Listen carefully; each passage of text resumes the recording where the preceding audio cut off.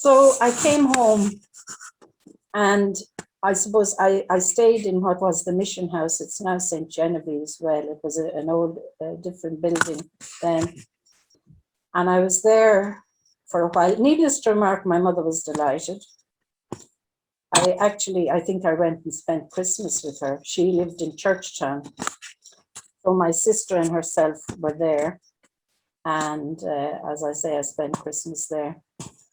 And then in May, I had to go and replace somebody in Bundoran. So I did get to Bundoran in the end, but I was just there for a term, replacing the science teacher. So there was nothing much there. And then lo and behold, my new assignment was to my old alma mater, Kiltimagh.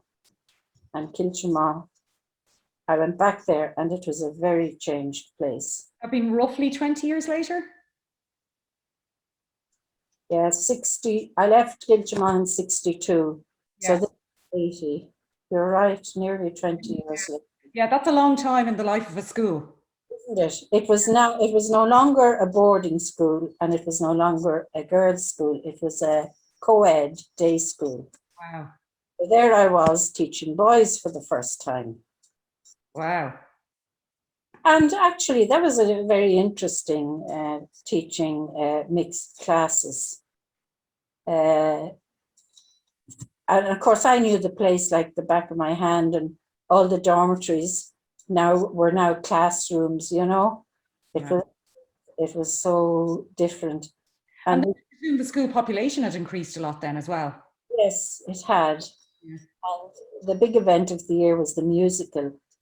They were very musical. Even in my time, I mean, we used to have what we called an opera every year, but they kept on that tradition. And there were some wonderful musicals while I was there. Oklahoma, The Sound of Music. I think they did The Quaker Girl again. Anyway, I can't remember all of them. But so, well, what did I teach there? Gosh, I taught, well, obviously I taught science and biology, and I taught Irish. I had been good at Irish, and I even taught maths to our first year class. So it was pretty varied. And I'll tell you what was interesting there. I was teaching the children of my classmates, or people that had boarded with me. Yeah. Maybe the year behind me. I was teaching their children, which that would make you feel old. But anyway, yes, I taught the children of my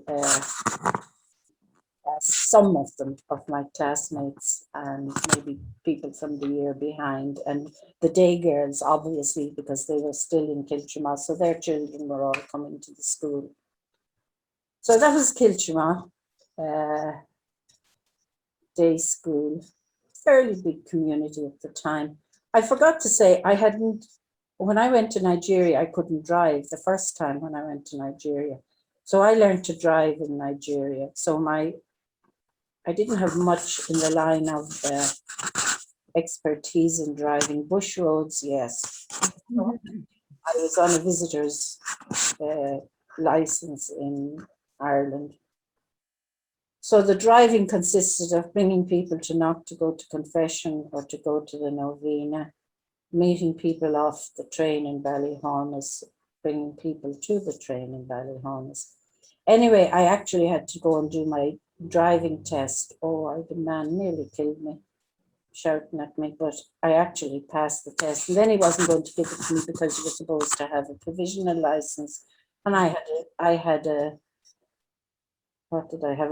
A visitor's license. Oh, he was very nasty, and he was on the phone to his boss. And the boss said, I could hear both sides of the conversation, and the boss kept saying, give her the license. Anyway, I got my license there. And well, it took me 3 attempts to get my license. I've got yours yet. Pardon? Is that yours yet? I have, but it took 3 goes. Well, I got it in the one go. Don't ask me how, but anyway, I got it. So Then there was a big change, 1985, the 1985 chapter. And I think, I'm not sure if that was the chapter that we got the mission statement or not. But a friend of one of my set and a friend of mine, Máirín O'Brien, if you ever heard of her. Máirín was elected or voted onto the central leadership team. And she had been in Nigeria before that and was working in Medjugorje, if you ever heard of that. It was a kind of a slum area. And she started a project there. Maud, I think, actually continued there afterwards. Is this part of Lagos or? Sorry, it's in Lagos. And actually, sisters are still working there, the Nigerian sisters. A lot of them are now living in Lagos. They're in a school there. And then you have the people who do the Medjugorje project. And you have Patricia Bevelin doing the trafficked women. So Miriam Trays was big into liberation theology, justice and peace and whatever. And one time she said to me when I was up in Dublin, she said to me, did you ever think of going back to Nigeria? And I said, well, actually, I said, I don't know why I wasn't sent back to begin with. I said, I was surprised. I said, I don't know. I said, it depends on what I'd be doing. And she said, did you ever hear of primary health care? I said, no. So she explained primary health care to me, and with a scientific background, she thought it would be a help. And I must say, I liked the idea myself. I thought it would be better than teaching. Like the Nigerian education system took getting used to, and be a bit like the British. They had the equivalent. Well, actually, at one stage they had the GCSE and that. So I forgot to say, when I was in a Kerry, of course, the majority of the teachers were actually Nigerian. So anyway, I like this idea of primary health care. I said, yeah. And she, anyway, filled me in on stuff, and she got me this book, Where There Is No Doctor, anyway. So I said, fine, I'll go for it. This time it's Ketchumah weren't happy, but anyway, I wasn't sent that year. That would have been 80. This was, I'm talking about 87. Dorothy McMahon said no. She said, if God wanted me in Nigeria, I'd get to Nigeria. Oh, I said, okay. So 1988, I set off again for Nigeria, this time on my own, and this time I did arrive in one day. And myself and another, a young Nigerian, Catherine Adelagan, we were going to start a primary health care project in a remote village in Oyo State. Ibadan is the capital, to the north west of Oyo State, practically on the border with the Republic of Benin. The White Fathers had had a mission there and had left it because of the lack of roads. You could be stranded there.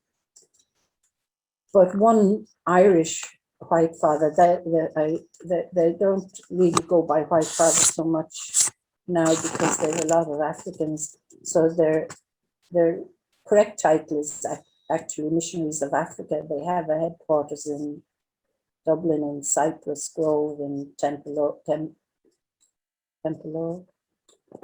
And this man kept annoying the regional superior, that he wanted sisters to come to this remote place where there was no health care available, and he kept on and on and on. Anyway, so the place wasn't ready for us, so Catherine and I spent a while in Abaddon.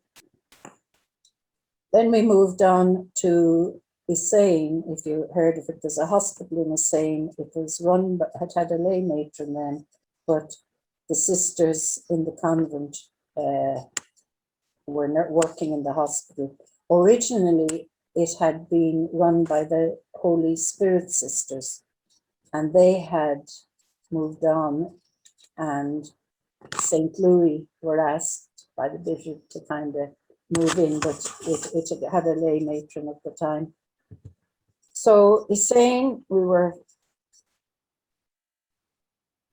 kind of at a loose. The reason for all this delay was the place wasn't ready for us in Ugio.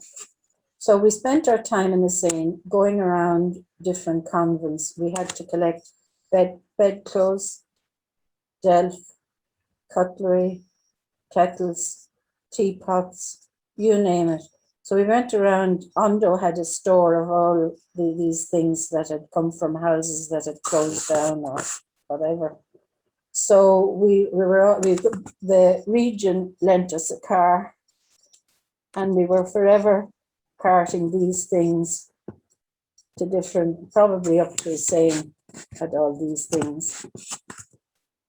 So one day we went on a day trip to Igio, and of course the people were all geared up to come and welcome us. All the women came dancing and singing, and we had lunch there. And the priest said the place wasn't ready yet. We were going to live in what had been the White Father's house, built of mud in 1944, and plastered and painted. And it looked very picturesque. It actually did, and it was the coolest house to be living in because of the mud. I mean, the mud walls. Mm.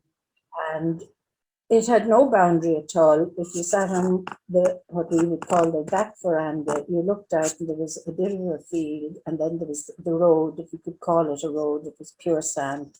And on the other side, the other veranda, there was the primary school just across from you. And then left was the church. And then there was the old church. And the old church was going to be our clinic.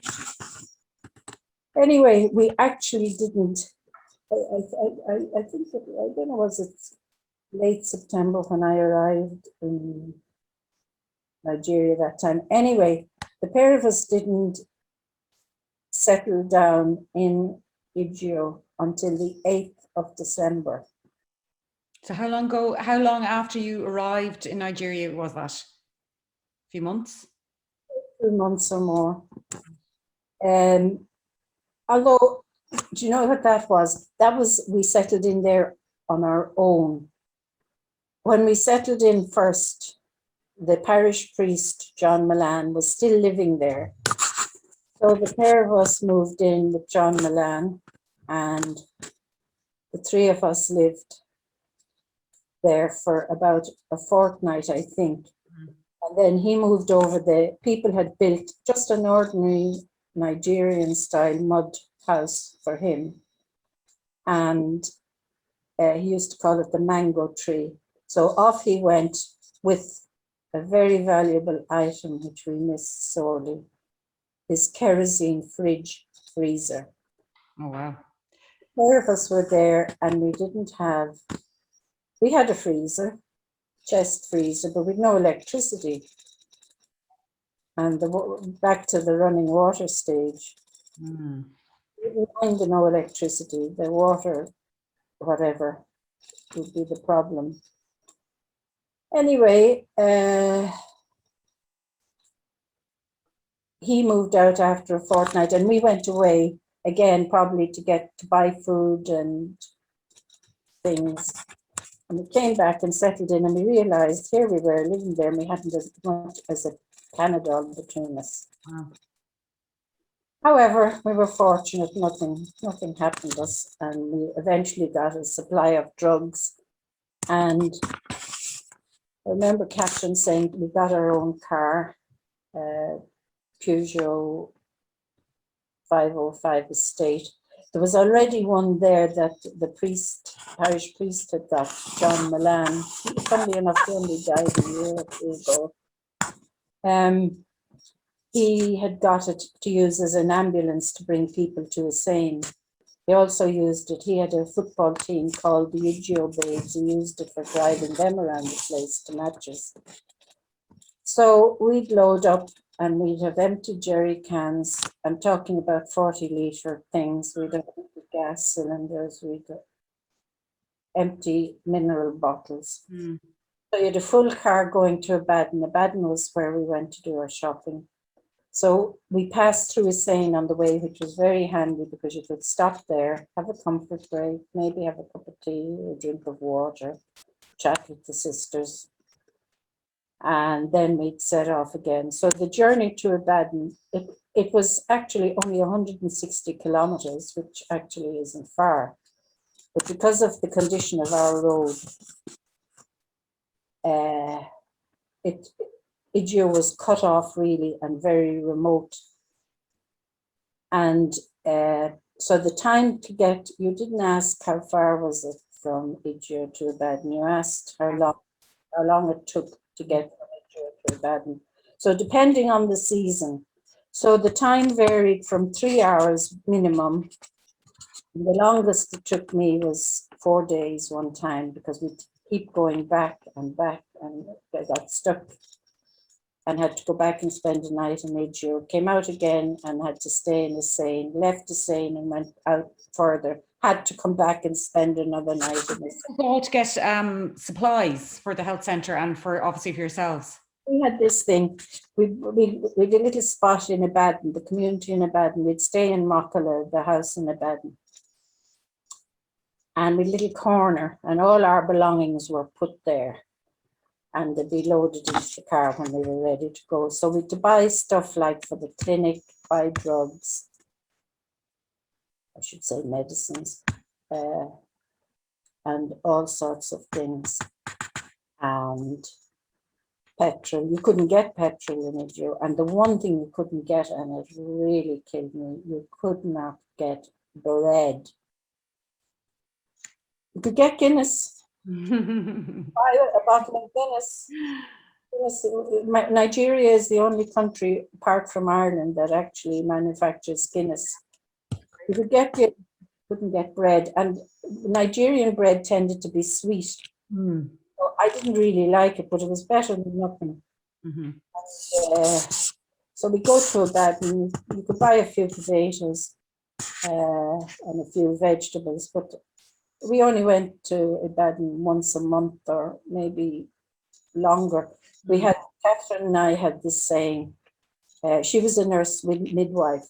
We had this saying, feast for 2 weeks, famine for 2 weeks, and then starvation, because you'd have run out of most things. Right. When I meet her, if I'm talking to her, I don't know how we survived then, because we had no fridge. Our freezer, and like we kept some food. The White Fathers had a house about an hour's drive away, but then they had electricity, so they used to mine stuff for us, and we'd collect with chickens there. But we kept our own chickens. We managed to keep our own chickens. I knew them all by name. I tried to grow things. Oh, everything was against you there. But I tell you one thing, Igio was heaven on earth, really. Wow. Nobody could get near you. We were literally the end of the road. If somebody came to visit you in Igio, you knew they came to visit you. Yeah. There's no, they weren't on their way somewhere else. So So what was it like, I suppose, working in the health centre? I mean, it was obviously a huge change in direction for you from teaching. Well, before we worked in the health centre, we had to, as we thought, get the people ready. So we started these health talks, and we divided Igio into different areas. And also we visited 3 or 4 small villages outside Igio. There were a number of little villages dotted here and there.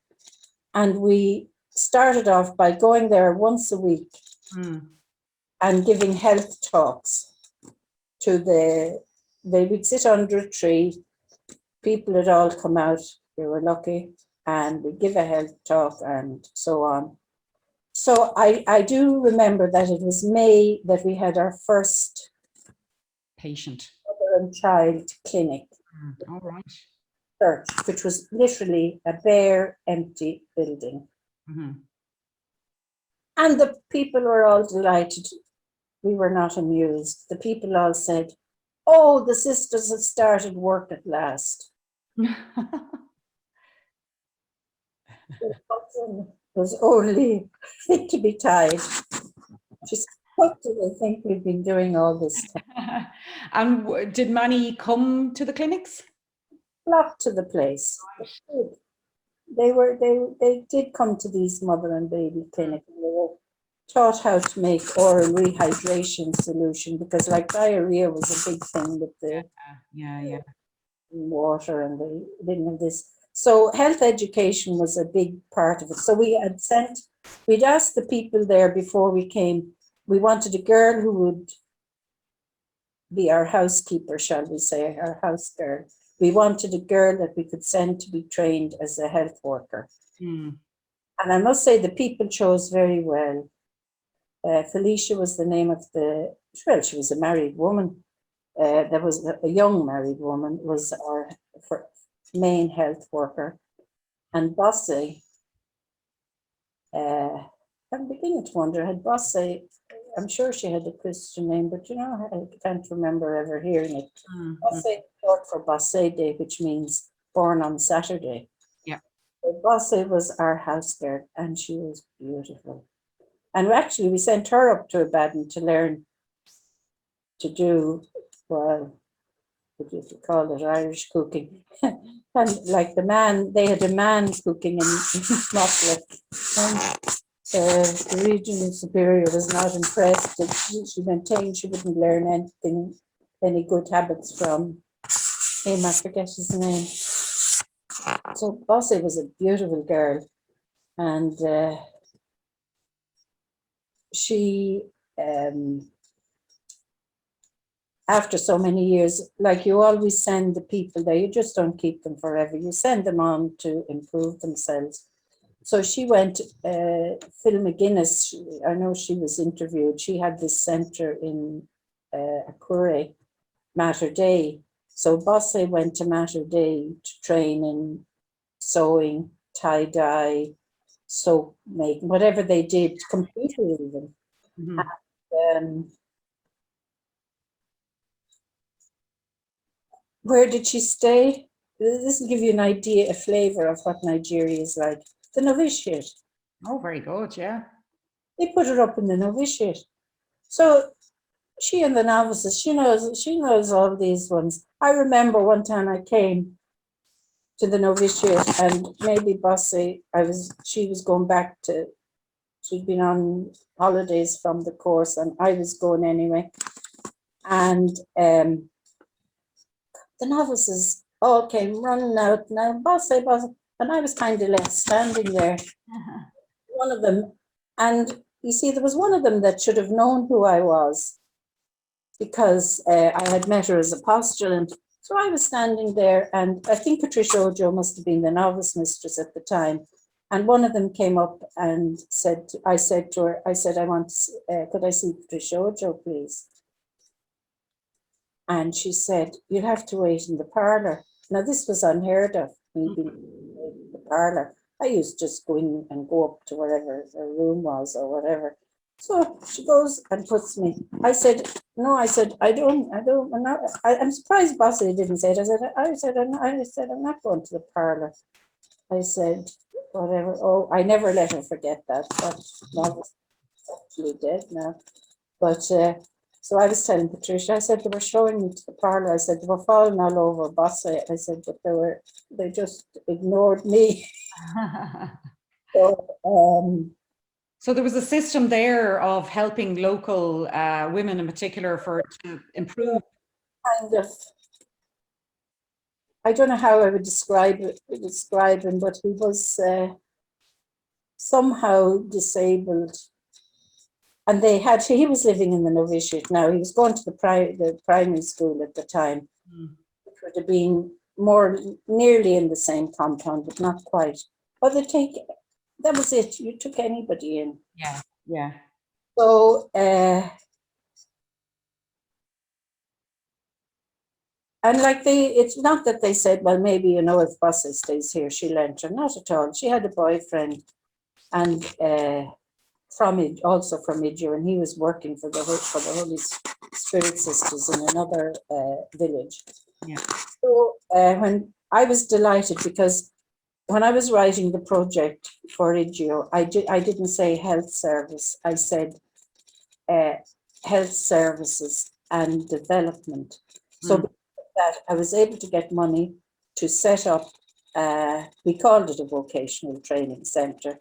So for the women in the area to be able to earn something. So we had tie-dye, batik, we got a special sewing machine for doing the embroidery they do. We hired a man, a tailor in the town, to do the sewing. Bossy came, she did the sewing with them, she did the tie-dye with them.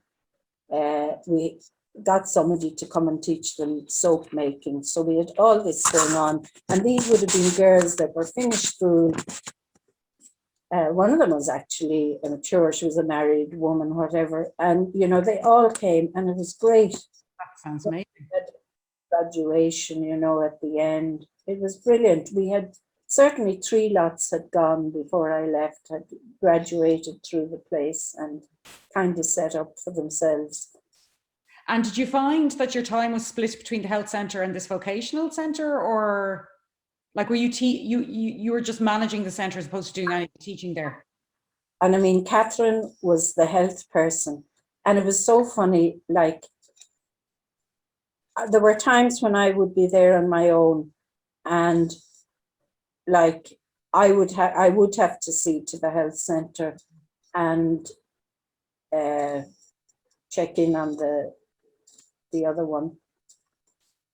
And like people had come in the middle of the afternoon, emergencies, and I'd run into my room and get out where there is no doctor and look up and see what the symptoms were.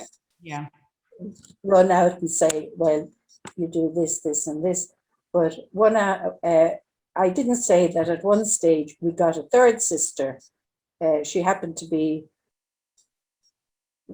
when I say I think she would have been Catherine. I'm trying to think what Catherine's village was. But anyway, Felicia, who came, would have been the same sort of Yoruba, you know, even though they were Yoruba in Ijeomisa, they had a different sort of dialect that you understand. Their Yoruba was slightly different. Now, they knew ordinary Yoruba as well. So then there were 3 of us. There was Catherine, there was Felicia, and there was myself. So I'm kind of conscious of the time here now. We've been chatting for ages. You spent, was it 10 years at the health centre in Idjo? I was only there from 88 to 94. Oh, sorry, yeah, I'm doing my maths wrong here. So about 5 or 6 years. And I was on my own because Catherine had gone to do a course. Felicia had gone to teacher training. And during that time, a new convent was being built. So I was between supervising the building, looking after the health centre, and looking after the vocational training. Yeah. Go from one to the other. I didn't say there was a little French priest there. I also said Mass. I hope no bishop is listening to this. The little French man was the parish priest. The Irish man had gone shortly after we came. Father Irénée Edmond, he was a small little man, and he was more Yoruba than the Yorubas themselves. Go out to the farm camps and he'd go into the bush to whatever. So if he was away, Catherine and I would say Mass. So we'd either say it in Idjo itself or go to one of the outstations. And we literally said that we went through the whole Mass you would have a catechist and readers because it was all in Yoruba. But I would give the homily in English and they would translate it. And then I'd have consecrated hosts with me, and they'd have communion, and then we'd go off. And I remember one Advent, we were never at Mass ourselves because there was a Nigerian Monsignor used to come on his holidays to Ijio. So he was saying Mass in the main place, Catherine was saying Mass somewhere else, and I was saying Mass somewhere else. When I'd go to a Baton for shopping, when I was on my own and I'd be leaving on Saturday, they'd say, why don't you wait for Sunday, you know? I said, I have to go back and say Mass. So that continued anyway to roughly 1994, and you would then transfer to Zambina, is that how you pronounce it? Zambina, yes, and it was like going to another country. That's up in the north of Nigeria, is it? It was in southern Kaduna, northern Kaduna would be predominantly Muslim and southern was more Christian, although there was a high proportion of Muslims there as well. But you just treated everybody. And I forgot to say, the same in Ijio. Yeah. You had Baptist, Muslim, Catholics and animists. But they had some wonderful festivals. I didn't get saying those. I'm going to write my memoirs sometime. And you spent another maybe 6 or 7 years there? I was there till 2002. Right, almost 8 years so. Yes. And you're... Mary Roach had set that up very well, and there were properly trained health workers there. So a very well functioning clinic. I mean, I was basically just making sure they had the drugs they needed and whatever. So you were kind of involved in the admin end of things. Was it a similar size clinic or? Pardon? A similar size of healthcare facility or? It was better in the sense that it was a proper building. Yeah. Like you had the consultation room, you had a classroom, because in the dry season, people came from the Kano area, the Jos area, another place, and the health workers then gave classes. Okay. In teaching these to be health workers when they went back. Yes, yeah. Trained in this. Right. And, they did the health. They did taught them the dry. I'm saying the dry season. You couldn't do anything in the dry season in the line of farm work. Once a drop of rain appeared, that was it. No, anywhere. Yeah. So I came home. I was in what was the mission house for a while. I did my ECDL. You arrived home in Ireland in 2002. Finally. Yeah. Home for a while in 2001, went back out for a short time, came back. And while I was in Dublin, I did my ECDL. I was a self-taught computer somebody. Then I got, by pure fluke, a job in what is now Mission Cara. Okay. So I worked 2003 to 2011. I should have retired in 2000 and 2 years before that anyway, but you could be kept on at the discretion of the board. I started off as I forget what you call these people. I was something assistant. I can't remember what you call it. I'm losing my head. I was an administrative assistant. But as I said, I must be the only one that went into work and was gradually demoted. Anyway, I ended up as the receptionist. It was met lots of missionaries I knew from Nigeria, and then met new people. So I loved my time in Mission Cara. And when I retired from there, I got a job doing telling our story interviews.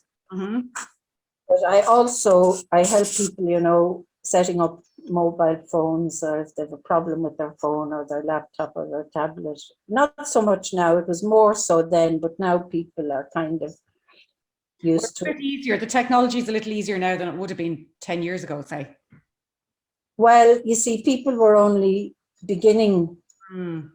laptops and tablets and that, so that was a busy enough time. In fact, there's still some people waiting for this and that, but we have to wait for COVID to go. And I suppose, like you're really kind of back in Ireland, gosh, almost 20 years now. It's Friday. And it sounds like you've been keeping yourself very busy. Yes. Yeah. I suppose we're almost at the end of the interview, the formal interview. I was just wondering, is there anything that, say, you'd like to add at the end, or any advice, for example, for, say, the younger sisters in Africa? Yeah. Yes. I would say to them, remember your vocation. It's not just about saving yourself. It's about working for others, helping others, saving others, not necessarily, their bodies are as important as their soul. And of course, education.